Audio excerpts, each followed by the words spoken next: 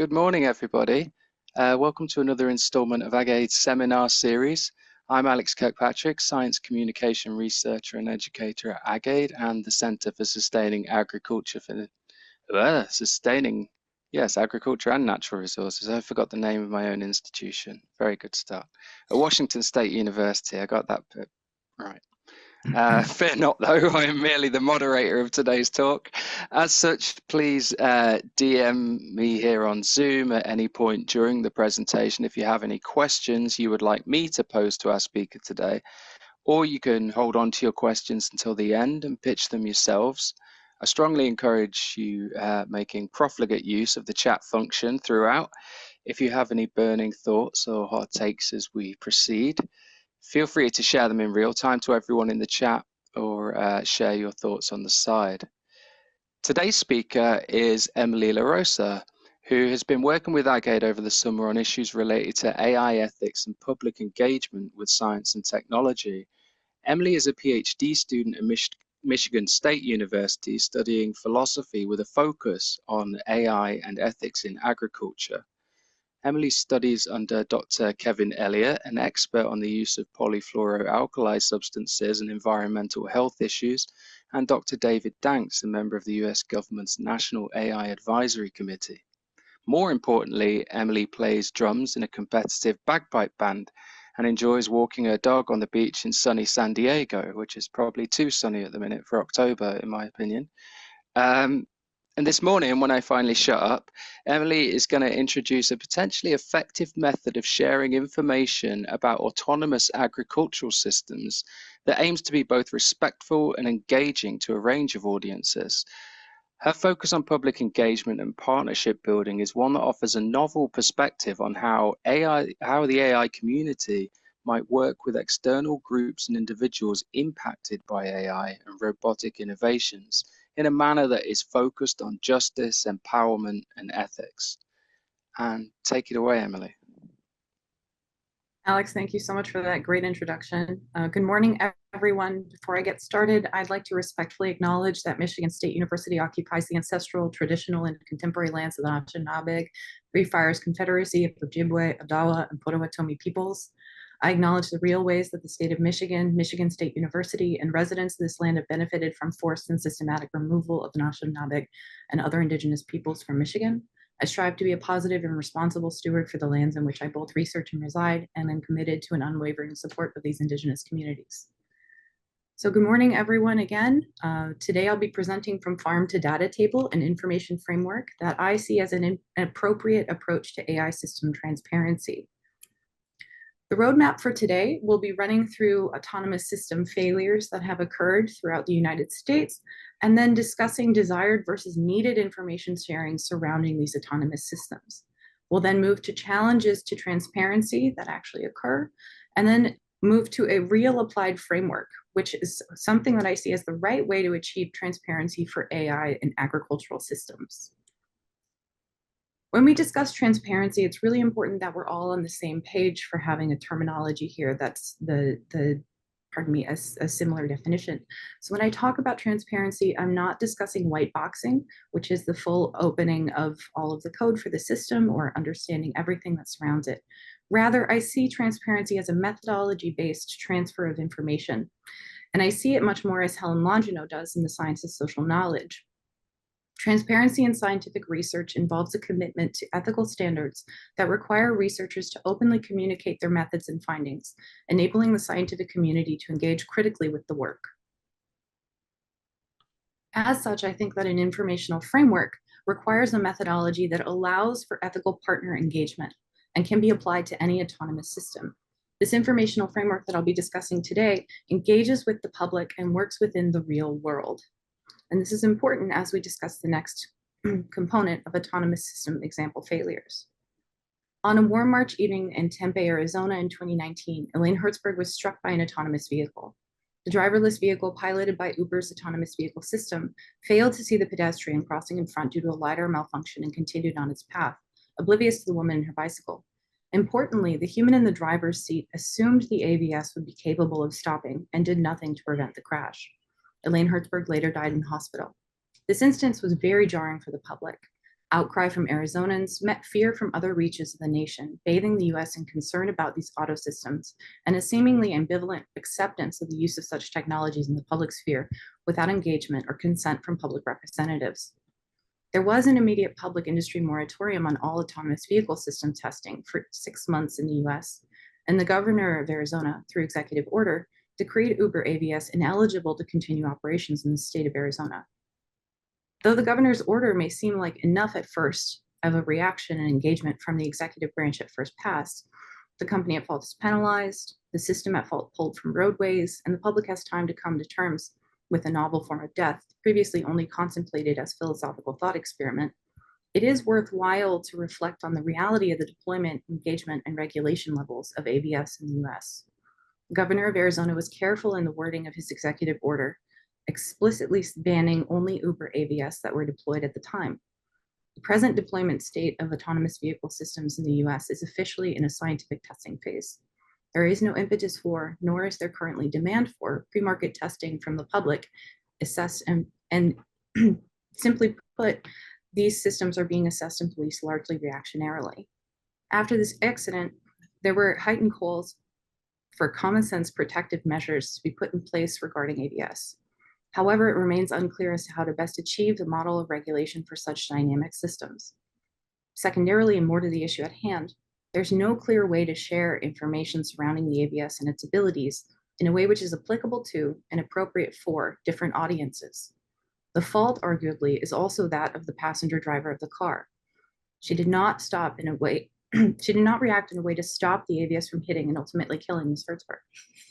This demonstrates both an overtrust of the system as well as a failure to fully inform the human co-driver of the capabilities of a system in training. This is not the only failure of an AVS causing bodily harm. In October of 2023, a Cruise AVS robotaxi failed to stop when a woman was felled by a hit-and-run accident. The woman, who was walking in San Francisco, was first hit by a human driver and thrown into the road. The driverless AVS failed to stop in time, braking, but continuing to roll over the pedestrian and finally coming to stop atop her. The pedestrian did survive. After the incident, the Department of Motor Vehicles revoked all permits for driverless vehicles for the company Cruise in the state of California. However, all vehicles with a human safety driver, the system configuration in the Arizonan case, are still allowed to operate within the state. So what went wrong here? The AVS's failure and the death of Ms. Hertzberg and the harm to the unnamed pedestrian underscore the current issue of lack of both driver understanding of the AVS system, but also of regulation ensuring safe deployment of these systems. The most recent accident demonstrates that it's not simply death or absolute damage caused by the systems, but other forms of harm that might be caused secondarily. The current reactions from the California government show that we're concerned about some things surrounding the abilities of these systems, as well as lacking an understanding of recourse that is not absolute. Unfortunately, this leads to regulatory concerns that are presently unmet. The AVS failures underscore the current issue of how appropriate information transmission to users, as well as those who are in their arena of use. There's a larger problem with what developers are doing with AI and how the lack of appropriate regulation is a reality. There's a grounded need for the public to have input, and there is an ethical dilemma and policy dilemma here. As will be discussed in the coming sections, as new innovations come to bear, there are certain costs and challenges that require new information to be provided to the public. And there's a concern surrounding appropriate transparency and appropriate secrecy. I propose a framework to guide decision-making surrounding appropriately transmitted, trustworthy information while respecting industry and security secrecy. Transparency, importantly, is not sufficient to achieve explicability. In fact, I actually advocate for explicability over transparency. In order for information to be understandable, it needs to be framed in a way which is appropriate for the audience who both needs and accesses it. Audience-dependent framing of information then becomes key. The information must be firstly curated, secondly digestible, easily taken in, and thirdly understandable, interpreted for us through a lens and empowering us at our level of understanding. In short, when we want transparency, if we desire the information to be useful to different agents, such information should be categorized, culled, and interpreted through an expert lens. Ahmed Elabar emphasizes the importance of such expert curation in science. When we have evidentiary standards, the evidence must be presented and align with non-epistemic values. It is the expert who is best positioned to accomplish this, but in doing so, certain things will be left out. Yet this can accomplish a simultaneously useful and desirable amount of information shared. Elabar presents this idea clearly through the work of an archivist. The archivist works through a vast array of materials, culling them to create a narrative appropriate for museum curation and public output. Yet this is not as personal an example as needed for interactive AI systems. Consider, if you will, when you're diagnosed with a disease that requires extensive, highly specialized treatment. Openness and transparency regarding our broader picture of long-term health is wanted and often desirable, as the information surrounding medications required to treat our illness might be desired by us. Yet the specific chemical compounds in the medication and the particular way it has interaction with our body may be of little use to us unless we are specialists ourselves. Similarly, it will be necessary for us to assess what the information is for. If it is instead to take to a second doctor for a consultation and secondary assessment, we want the significant information, even if we ourselves do not understand the particulars. We want the information on the inductive risk of using the system, but do not need to know everything about the system itself. Therefore, the notion of curation over that of agnotology, or an overt focus of ignorance, is important. Though ignorance is itself a neutral term, the connotations it carries will render any recommendations made with this term useless, as no one wants to be associated with fostering ignorance. As such, focusing on curation, which encapsulates the spirit and motivations of scientific ignorance, encourages us to collectively and selectively choose what to present as information and to be thoughtful and purposeful about both the delivery and the intended audience.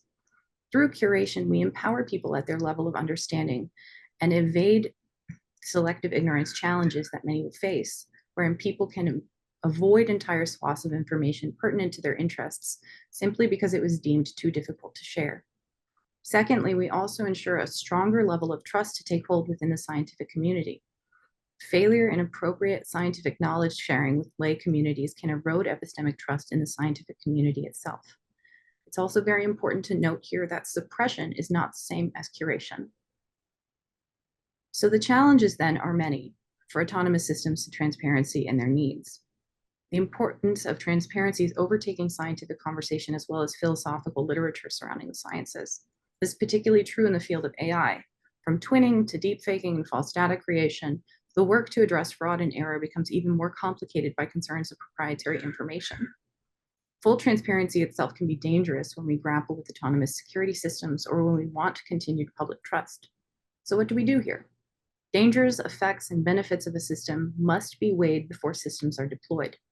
Autonomy of the deployers, as well as respect for the autonomy of those affected by the systems during the deployment lifespan, ought to be a goal.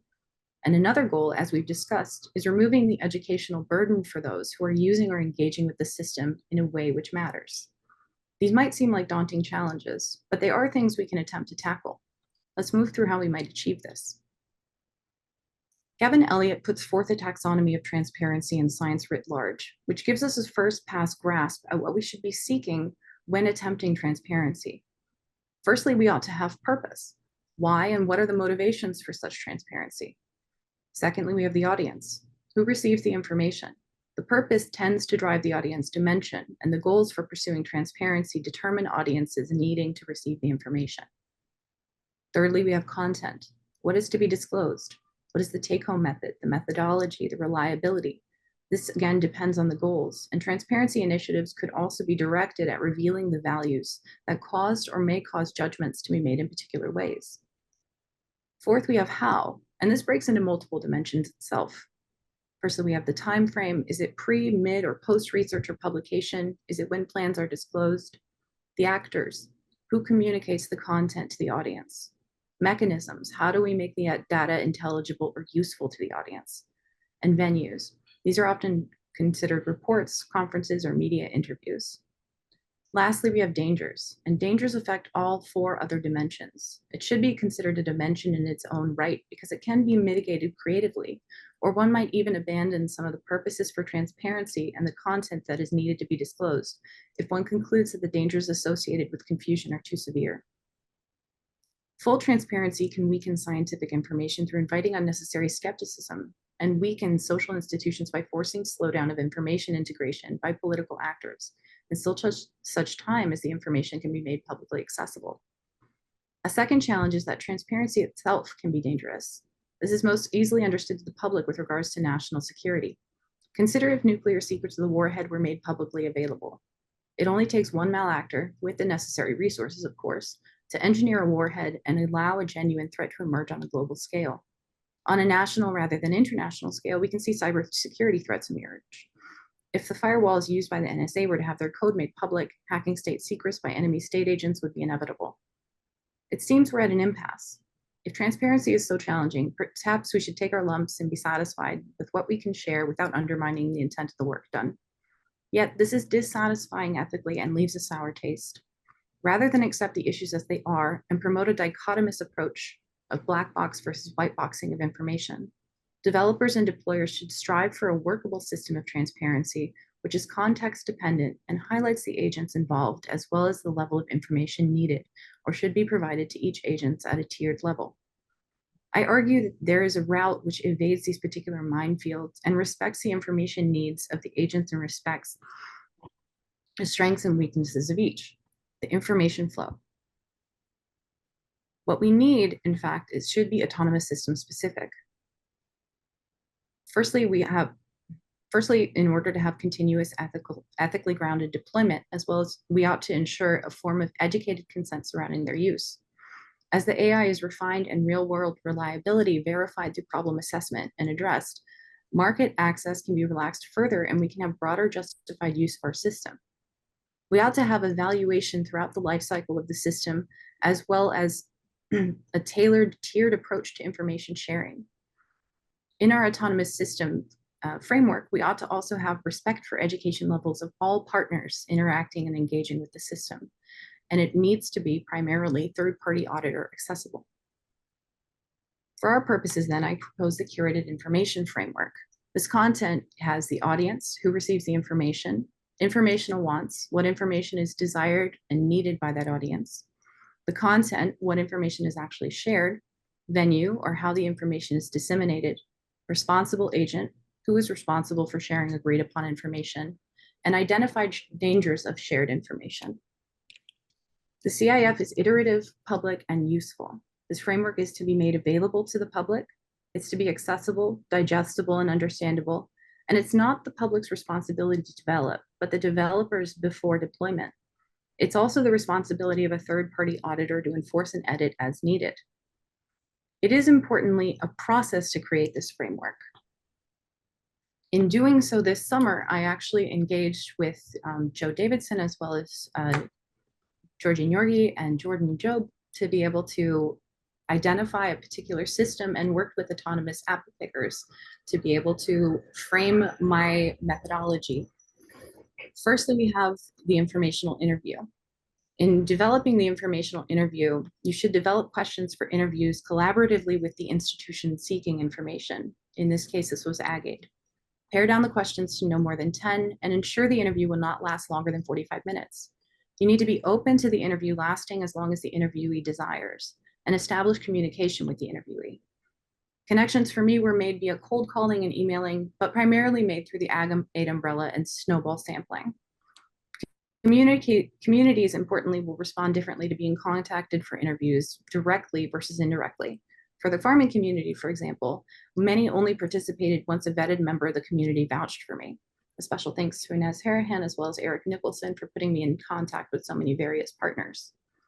The interview then ought to be conducted face-to-face. They can happen via Zoom or over the phone, but the interviewee is more apt to have a conversational approach if the interview is conducted face-to-face. And you need to be cognizant of your interviewee and their needs. Translation services may be required, and explanations of your questions will be needed depending on familiarity and education levels. You then need to document your responses, and I documented my responses longhand, including several direct quotes from each participant. You then have a pre-meeting survey, which is to identify who should be sharing what information and to be able to get a baseline from all of the participants. You then have a collaborative meeting wherein I created a rough framework outline of my CIF, or the framework itself. I filled it in based on the qualitative responses provided by the initial informational interviews. And then I sent the survey to all participants in the workshop and used that survey as well to be able to firm up the framework before having the workshop. I hosted a workshop with all participants, highlighting their role as a partner in this project. And the workshop took two major parts. Firstly, in developing a working lexicon through evaluation of a case study centered on the use of the technology at the heart of our research, which I will go over in a moment, and worked on updating the curated framework in real time with active participation from all partners. I then used the framework to inform future information sharing efforts from and between all partners. The goal is to share the information framework freely as open source material, and then post-meeting to have a survey to see if the workshop, quote unquote, moved the needle of understanding. The survey should be an exact replica of the original. The survey is to ask participants who should be sharing information surrounding AI, what stage of development and deployment should information be shared, and with whom should the information be shared and how. You then update the framework using the same methodology procedure as technology matures until the system is well enmeshed in the community of deployment and the tolerance level for failure has been established and understood by deployers. So to underscore the work that we did this summer for the workshop, firstly, we had a vocabulary building case study. We had introductions within breakout groups, and then breakout groups were assigned to go through particular vocabulary and build a working lexicon jointly. Now, it's important to note that these breakout groups consisted of a variety of people, from growers to technologists to AgAID representatives. And many people have different forms of understanding when we have terminology. Safety for a technologist means something very different than safety for a grower versus safety for a farmhand. And so using this case study, you are working with an autonomous apple picker that has the dexterity and grip similar to that of a human apple picker. The apple picker is being used in an orchard block of jazz apples. The autonomous picker identifies an apple, attempts to grasp that apple, fails, and moves on to the next tree. The system left over half the ripe apples on the tree. The system does not offer a reason as to why it failed to pick the apples, nor a reason as to why it moved to the next tree. A human picker is following the system and picks the apples it does not. Given this situation, what would it mean for the autonomous apple picker to be or have? And then following that, from the case example, the definitions would flow. This proved to be a very successful measure to be able to get the conversation flowing between participants, but also to be able to create a baseline metric of conversational terminology. From there, we moved on to the curated information framework and creation. This is a toy example of the initial framework that I designed based on conversation. And then I'm going to go ahead and show you actually what the information framework morphed into. So as we can see here, the informational framework of the autonomous apple picker actually expanded within a great variety of areas, but particularly within informational wants, as well as audiences. Initially, I had 11 audiences identified. Throughout the conversation that we had with the workshop, we extended that to 14. And as we can see here for audience, we'll just run through one quick example. For software manufacturers and AI industry, the informational wants would be efficacy and expense of the system, both monetarily and resource, deliverable return on investment, novelness and desirability of the technology. The content of the information would be cost constraint, outcome potentials, adaptability, user interface needs, and marketability. How to share with audience identified would be pre-market test surveys, solicited engagement reports done by third parties with on-the-ground users and affected personnel. The agent responsible for sharing would be developers in conjunction with test groups of compensated farm workers. And the dangers or cons of the information is shared would be lack of engagement with the community of use may limit the scope of content, and we must be aware of engaging all responsible agents.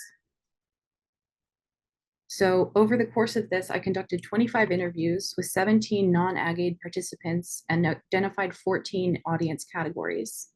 The major questions that arose out of this that would be of interest for AgAID would be, firstly, who owns the data surrounding the deployment of the system, and how can said data be used negatively? And secondly, surrounding data, data privacy, and power, The question that continually came up was, what can my individual recourse be if I want to remove my data or if I want to have any power over my data?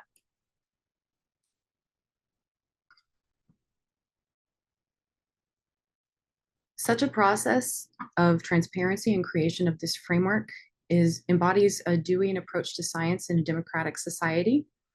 John Dewey's philosophy emphasizes the importance of inquiry, experimentation, empirical evidence in the scientific process. According to Dewey, science is a collaborative endeavor that relies on trust among scientists and between scientists and the broader community. This process engenders public trust when accomplished appropriately. It's an iterative process itself, and that is what is made transparent.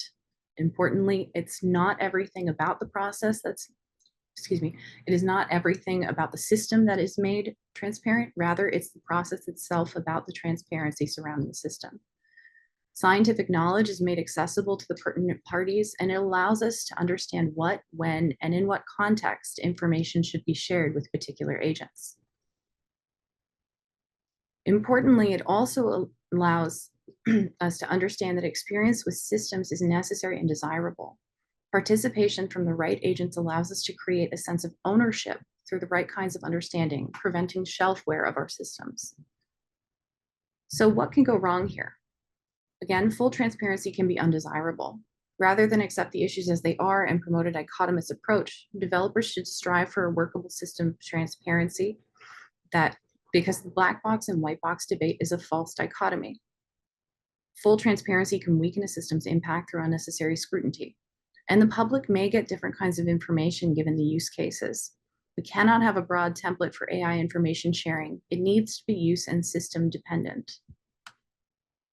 And why this information framework works is because it's adaptable and useful for all autonomous systems. Curated information can engender appropriate public trust in autonomous systems, and framework development engages all partners surrounding a system respectfully. Importantly, it allows for ownership in the development process, which helps prevent shelfware. And a tailored framework makes it clear who is responsible for what and creates a form of accountability that can be enforced.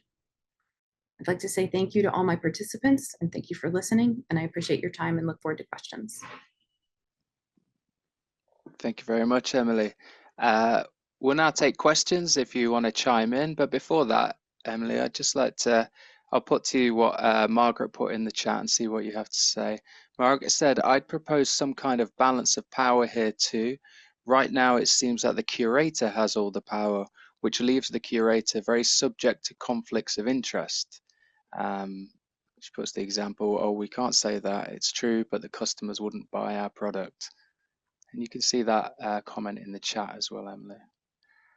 Okay, let me go ahead and take a look. So what I would say to that is that one of the benefits of the curated information framework is that it allows for ownership and buy-in from participants. It is not about the curator themselves. They're the motivator behind the project, and they run the system of creating the framework initially. But through the workshop process, it is an iterative process, and it allows for all participants to actually chime in and edit the framework in real time. And so the role of the curator is more of a moderator rather than an arbiter. And I think that that's a really important facet. But doesn't the curator ultimately then create the explanation after this framework has been created iteratively? I mean, so at some point, something's coming out of the system, right? Or coming out of somewhere? So some communication yes, eventually happening after the workshops are over. Yes, so that actually would be the framework itself, and the framework itself is disseminated as public material. And then it's no longer the curator's responsibility for ensuring what kinds of information get assessed or enforced. It's third-party auditing systems. Am I responding to your question appropriately? Well, maybe what you're telling me is I'm confused, only in the nicest possible way you're telling me that. So what I thought I heard was, you know, there's all this back and forth on the framework, but then the purpose of the framework is to set up vocabulary and, you know, norms and you know, directions for how to say future communications, right? Do I have that right? Yes, so it would be future communications, and one of the rules of the framework is to identify who is responsible for the communication with a particular audience. And that's the curator or some new person. No, it's audience dependent, and so each category of audience actually has a different responsible agent. So sometimes it's the deployer, sometimes it's the developer, sometimes it's the government. It's identified by the audience as who they would desire to have the information shared from. Ah, Yeah, thank you for the clarifying question. I apologize for not taking enough time on the framework itself. no, I'm sure you're fine. So let's see, maybe someone else would like to follow up with a question on that. I'm still wondering, once they've identified, you know, the perfect person, then that perfect person still seems very subject to possible conflicts of interest, pressures that their boss puts on them and so on. Like, we can't say that. It's true, but then customers wouldn't buy our product. Take that part out. So it's that Right. piece that I'm still worried about. And that's part of the reason that I'm calling for a third-party auditing system to ensure that, to be able to oversight and ensure that the appropriate information is shared and handled respectfully.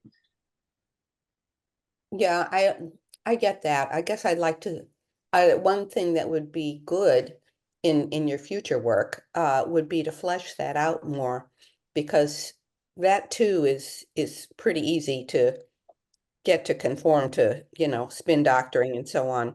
So So that actually, yeah. that is a separate project that I am currently working on, is how to create these third-party auditing systems in a way that's respectful to the public community without having too much power engendered in the role.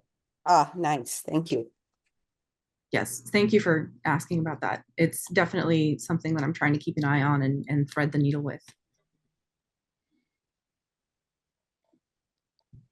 Nice. Do we have any other questions from the audience?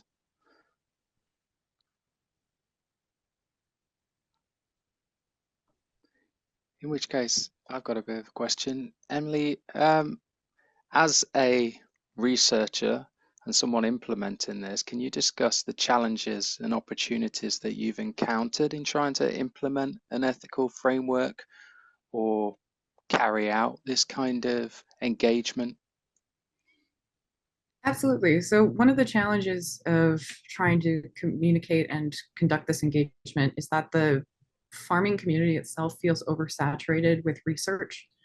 And a lot of the conversation that I was having with growers as well as farm hands was that people are always coming in with ideas, and the output is not necessarily as useful as they would like. And that to me was a bit of a challenge to be able to overcome, because I really wanted to push back and say, this is something that I think is going to be of use for you because it gives ownership to you. And I think that this process is really beneficial in that it allows for people to have their voices heard, perhaps for the first time. And that was one of the most moving things for me, was when I did interviews with H2A workers.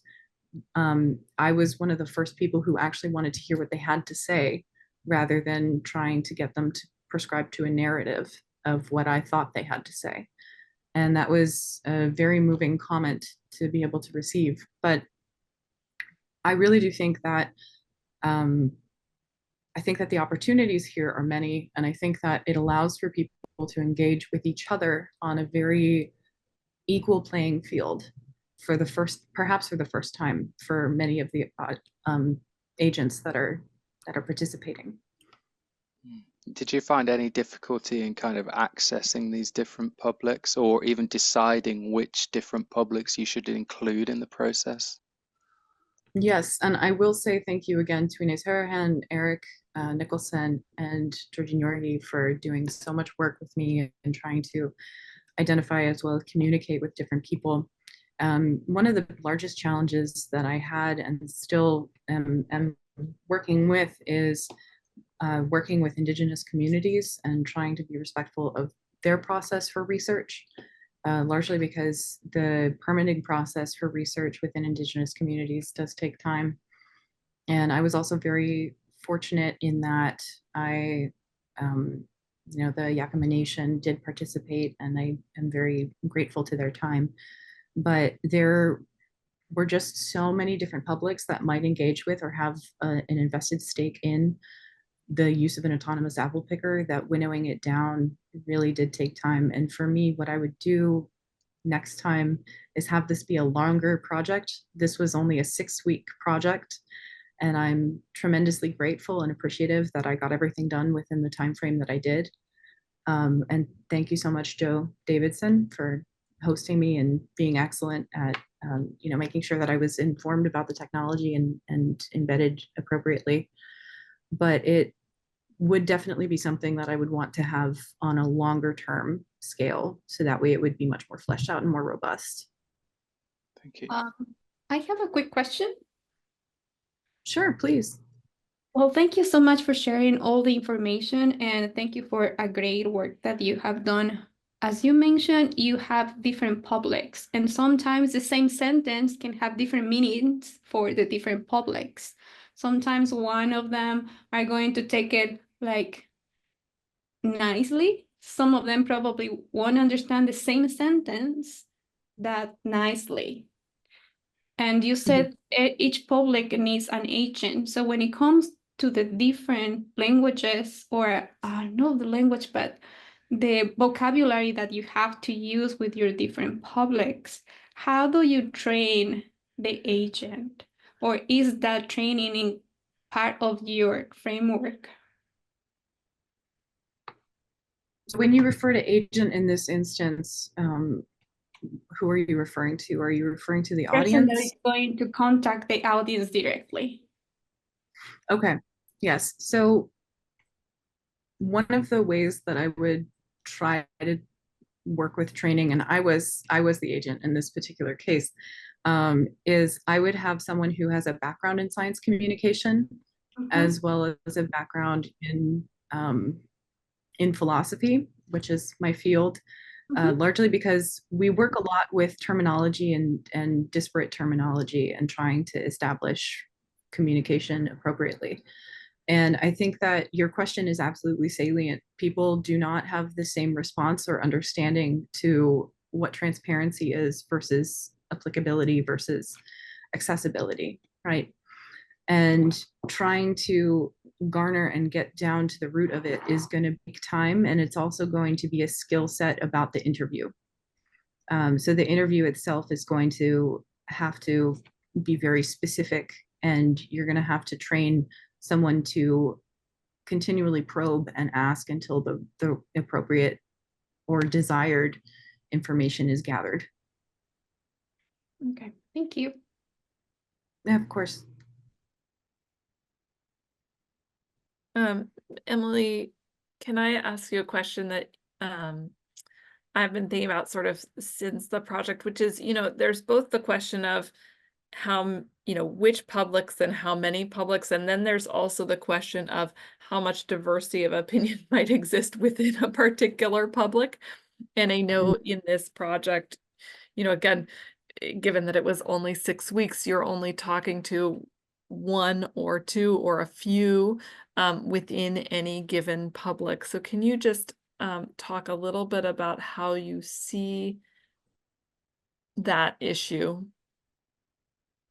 Yes. So again, in an ideal world, in an ideal scenario, I would expand this project to be a year or 2 long. I would find there are a lot of media farm groups that actually work with farmers and can afford to survey and question in a large scale.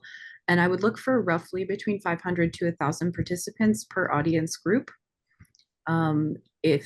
If I had all the resources that I desired, so that way we could have a variety of input and as much as is possible. So I would ultimately have between 500 to 1,000 participants overall. And that was And is something that that I for was actually discussing. for any given like technology? I guess I don't quite see like where does this fit? Does this fit into like licensing or a regulatory, like what's the enforcement or what's the, like, is that for any particular given technology? I guess maybe I'm thinking about a set of issues, but related to cost of implementing such as this. Yeah, sure, like 500 to 1,000 people would be great, but I'm sure that expense would be, you know, much more than your summer internship, and kind of balancing those two, you know, the like, what would be ideally perfect versus what's going to add so much cost that it's unrealistic. Yeah, I think that that is something perhaps out of my wheelhouse to be able to assess and address at this time. I've definitely given it some thought, and I think to address perhaps the secondary component to your question, one of the things that's going to make this justifiable to different deployers and developers is the creation of ownership ensures that your system is not going to be shelfware. The notion that there is ownership within the system, within the process of deployment, really helps make sure that your system is the one that is preferred. And so it's a question of trust and trustworthiness and engagement. And it's no longer about reliability and reliance. It's about that engendered trust. And so that's a value in itself that I think really helps. Thanks. Yeah. Do we have any more questions from the audience? Yeah, I can ask a question. I enjoyed your talk, and I like the idea of your distinction between explicability and interpretability. I think you talked about. So I'm wondering about kind of worst case scenario. In many cases, even the developers don't quite understand their system. They have only limited understanding based on just the empirical evaluation of the system. And for a non-expert, it's almost impossible to understand what is going on to the extent that they would like to understand it. So in those cases, how do you kind of convince them to trust your system? Is there a way to communicate without having to explain things that are in principle not explainable? Yes. So this is actually the nexus of my dissertation. It's what you're hitting on. So actually, trust in AI and trustworthiness in systems is what I focus on. And I would argue that one of the ways to get someone to engender trust within the system is not actually appropriate to think about trust in the system. It's trust within the expert that then gets extended over to the system. And so it's about the expertise and the expert's understanding that we're trusting itself, because the system is not an agent and trust requires agency. And so in that way, it's going to boil down to, do you have a dynamic? Do you have a relationship? And do you have an understanding of the expertise that that person has enough so that way when they say this system will work within X and Y parameter, you can justifiably rely on it. Yeah, I think maybe, yeah, that's maybe a good way to go, except that, like I said, in some cases, even the experts cannot guarantee anything. Right. And so yeah, I mean, in general, if I was going to be pushed, sorry, this happens no, go ahead.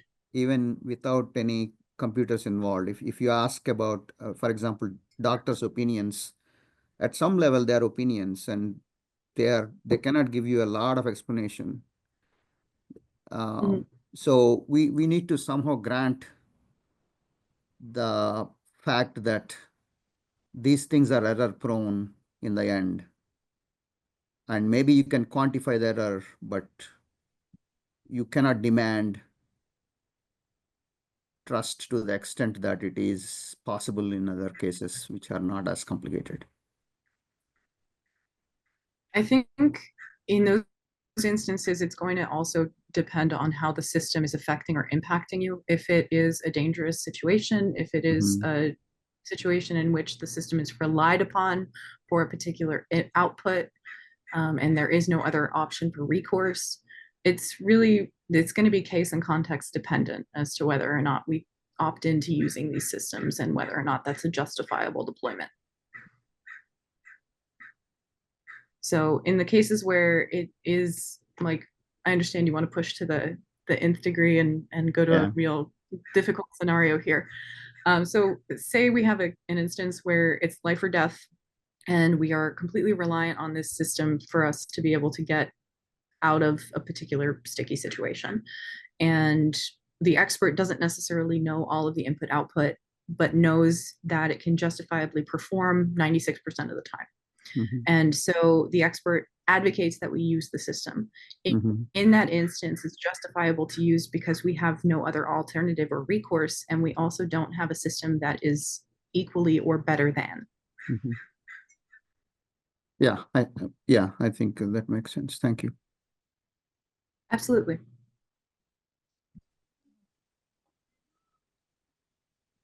Just to add the science communication perspective, trustworthiness of AI systems or the explicability of the system, they're statistically associated positively with trust in the developer themselves.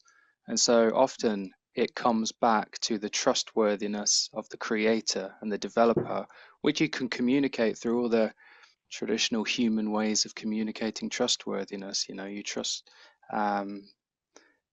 just trustworthy interpersonal communication, or, you know, trust in science is tricky at best, at general. But where people don't understand a really complex system, it often defaults back to trust in the scientist or the researcher themselves. And so you can, in answer to your question, you can help to kind of engender that or communicate that in a very interpersonal human way.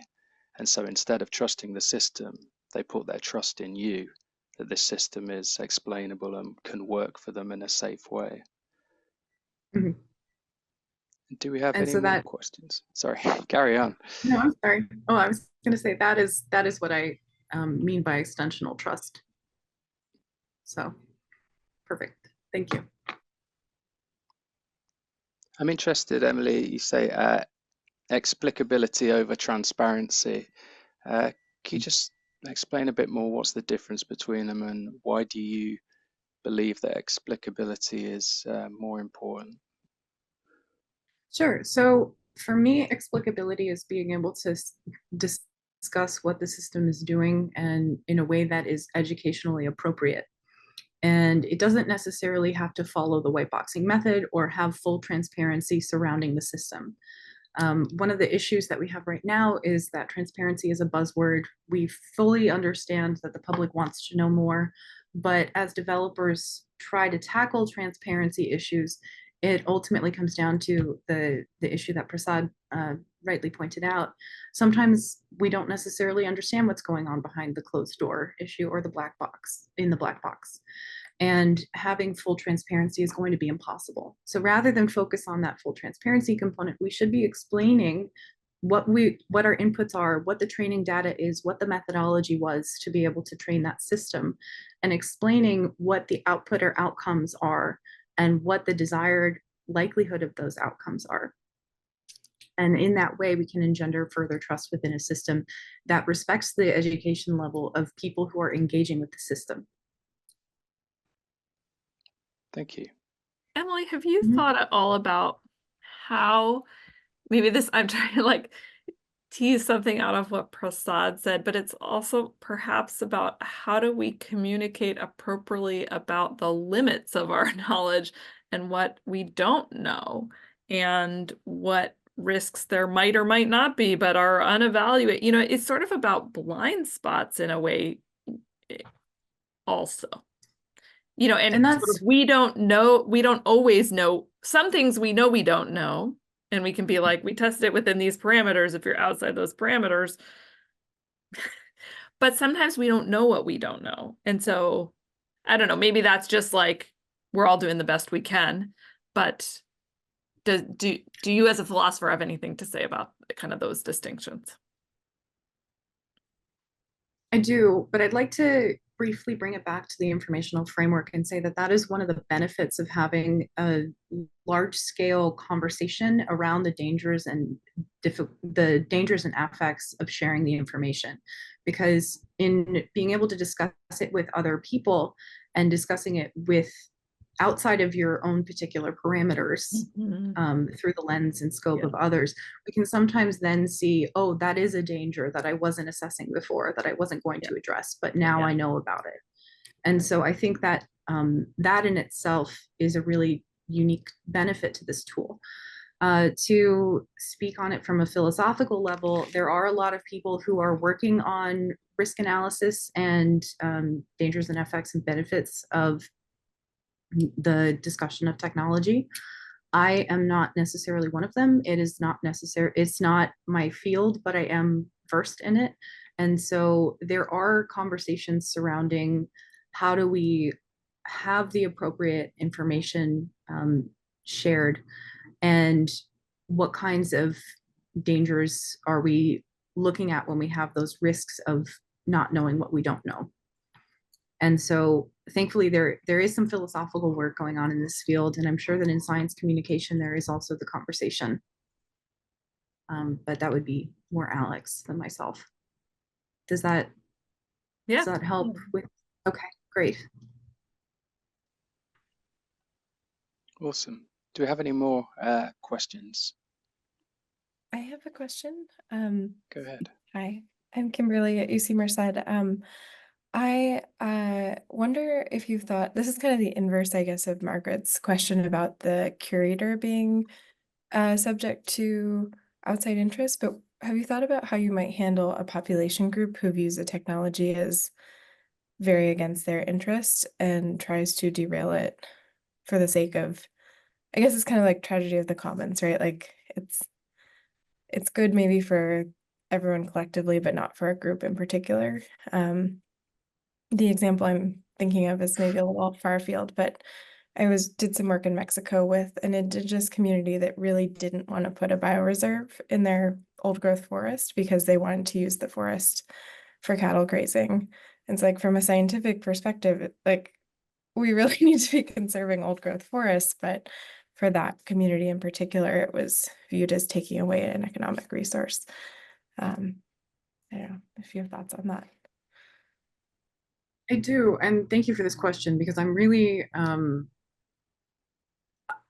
grappling with this as well. So one of the things that I didn't share is that in this particular push, there are populations, there are communities that don't want the autonomous apple picker to come to fruition because they see it as a way of stifling productivity and also stifling human engagement with the land and with the economic resource available in the area. And so one of the difficulties with this particular system that may not be necessarily thought through by developers is that if this deploys and gets out and overtakes picking as a product, or even if autonomous pruning were to get out, it would cut the H2A working livelihood by a third. And so, that drastically affects many other industries, because if your livelihood is cut by a third, you're going to move somewhere else.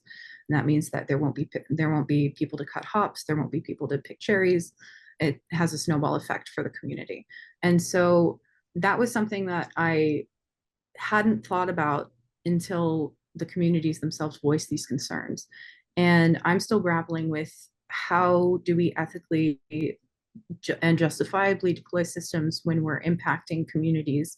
And one of the things that I would say is to do as much collaborative work as you can for development of these systems, and then have the systems effectively coincide with the goals of the communities, rather than have them supplant. And it's a big call to arms, and it's very challenging, and it's going to be system dependent.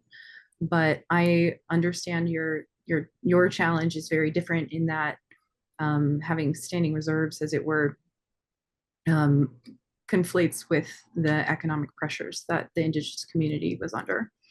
And so I think that in autonomous systems, we have a unique ability right now, because we're still in developmental phases and we're still in beta testing phases, to be able to shift how we create these systems and have them be much more collaborative rather than supplantive.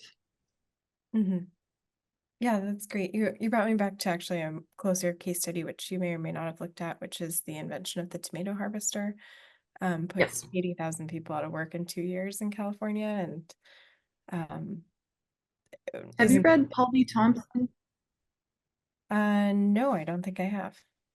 Is it a Okay, yeah, I will. document? He's a philosophy of agriculture and does a really great job about talking about the effects of the tomato harvester on the slow food movement and other areas. So I will just pop that in the chat really quickly.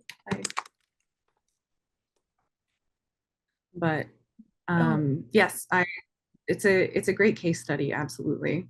And it's also a really great case study on biodiversity, because the tomato harvester can only harvest particular thick-skinned tomatoes. Yeah. So. That's great. Yeah. Another, I guess, body of literature that could be useful is the inclusive innovation work. So sort of this idea that's like including people at every level of design, which is what you were talking about, and also inclusive growth. So like making sure people have jobs on the other side. Yeah, if you have any resources, please email them to me. I am always looking. Yeah, great. Thank you. Awesome. We've perhaps got time for one more question. Though we are fast running out, and I see people evaporating too. Well, thank you everyone for being here and listening to me, and I appreciate all the feedback. No worries, and thank you very much, Emily. Insightful work. Thank you. Goodbye, everybody. Thank you. Thank you. Okay, Alex, how do I stop recording? Is the record button there down at the bottom of this screen? If you're on a dual screen, it'll be the main. Or it just says if recording. it will stop recording automatically once we both leave as well. So. Okay, and hopefully it saves to the file on my computer, because otherwise I don't know where it is. Okay, maybe, but it might save to WSU's cloud as well. It depends who's in control of the meeting. Are you in full control, or is this still? It doesn't. Still It doesn't nebulous. matter. It'll end up somewhere. We'll find it. Okay. It might be Jordan. It might automatically go to cloud. You know, I bet you it's Jordan. Yeah. So, that sounds right. Yeah. How'd it go? Really well, I thought. How did you feel? Great. Yeah. Felt I mean, good. like, Yeah. I've had a couple of sessions where they go the full hour, but I've also had them trail off. So, like, they're obviously engaged because they're asking you questions. You handled them well. So. Okay, good. That's what I wanted to know, is if the question responses actually were salient, or if I was just talking out of my butt. No. No, that's just the imposter syndrome, isn't it? You did. You did fine. Everyone was engaged. I don't think anyone's going to walk away thinking you're talking out of your ass. I think it's great. It's good. It was a good presentation. And yeah, Oh, I mean, good. Well, thank you testament for to your that help is how with many it. questions you get and how many people engage with you. You know, we used up the full hour pretty much. Yeah, and Georgine had some good questions too, which was nice. So. Yeah, and thank you for yours. That was very helpful. No worries. Right. Nice one. Let's leave and see what it does. All right. Sounds good. All right. Catch you in a bit. I'll talk to you soon. Yeah, real briefly, when are you in to Pittsburgh? Monday night. So probably the first you'll see of me is Tuesday morning. Okay.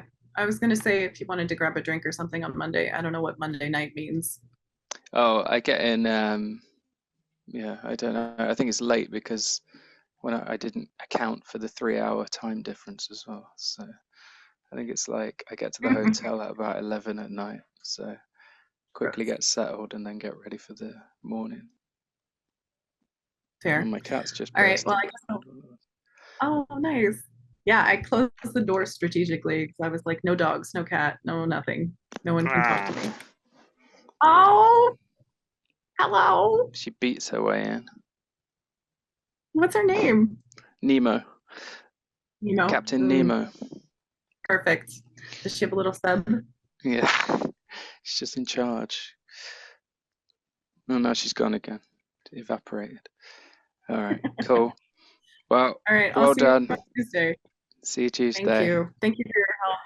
No problem. Bye. See ya.